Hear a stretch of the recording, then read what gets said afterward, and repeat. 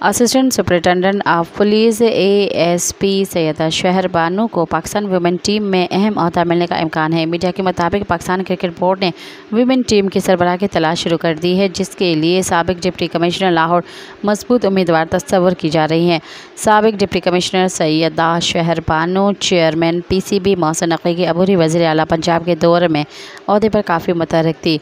शहर बानो नकवी, जिन्होंने रवां साल फरवरी में शोहरत हासिल की जब उन्होंने लाहौर के अचरा बाज़ार में हजम के हमले से एक खातून को बचाया था जो अरबी खताती वाला लिबास मलबूस थी।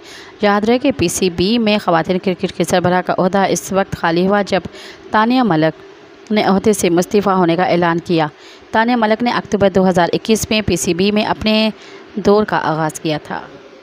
मज़ीद ख़बरन ऐं तफ़सीलात लाइ विज़िट कयो असांजी वेबसाइट www.awamiNewsHD.com ऐं ॾिसंदा रहो अवामी न्यूज़ HD।